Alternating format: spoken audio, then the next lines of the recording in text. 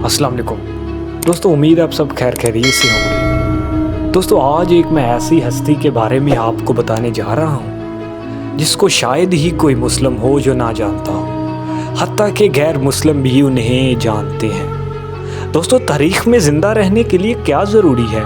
एक ऐसा नाम जो सिर्फ़ ताकत और दौलत के लिए नहीं बल्कि रहमदिली, बहादुरी और ईमान के लिए याद रखा जाए। आज हम एक ऐसे ही अजीम शख्सियत की ज़िंदगी का सफ़र करेंगे।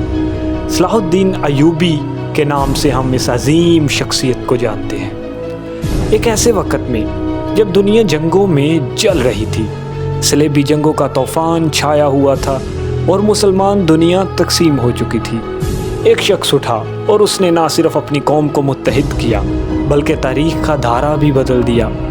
लेकिन सलाहुद्दीन अय्यूबी की कामयाबी की कहानी महज जंगों तक महदूद ना थी। ये एक ऐसे इंसान का किस्सा है जिसने इंसाफ और मोहब्बत को अपने हर इक़दाम में शामिल किया। सोचें, एक ऐसा शख्स जो अपने दुश्मनों को मैदान जंग में शिकस्त देता है, फिर उनके साथ नरमी और रहमदिली का सलूक करता है।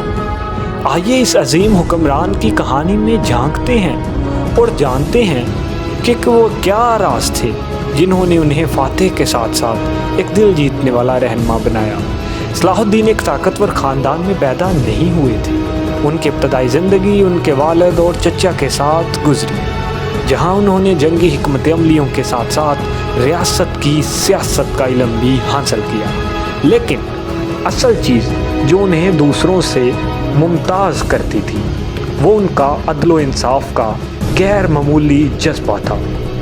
सलेबियों ने यरूशलेम पर कब्ज़ा कर लिया था, एक ऐसा शहर जो मुसलमानों, ईसाइयों और यहूदियों के लिए यकसम मुक़द्दस था। इस तारीख़ के वक़्त में सलाहुद्दीन अय्यूबी की उम्मीद की एक किरण बनकर सामने आई।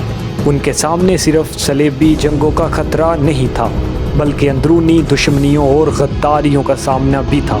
लेकिन सलाहुद्दीन अय्यूबी की असल ताकत उनकी जंग महारत नहीं थी बल्कि ये थी कि वो हर चैलेंज में मौका तलाश करते थे। 1187 की हतैन की जंग सिर्फ एक फ़ौजी फतह नहीं थी बल्कि ये वो लम्हा था जब सलाहुद्दीन का ख्वाब यरूशलेम की वापसी का करीब तरीन हकीकत बन गया। और जब यरूशलेम को फतह किया तो यहाँ उनकी हकीकत अज़मत नुमायाँ हुई। बदले के बजाय उन्होंने दुश्मनों को माफ़ी दी और उन्हें हिफाजत के साथ शहर छोड़ने का मौका दिया। ये रहमदिली का अमल दुनिया के लिए हैरत का बायस बना। सलाहुद्दीन के पास बदला लेने का पूरा मौका था, लेकिन उन्होंने ऐसा क्यों नहीं किया?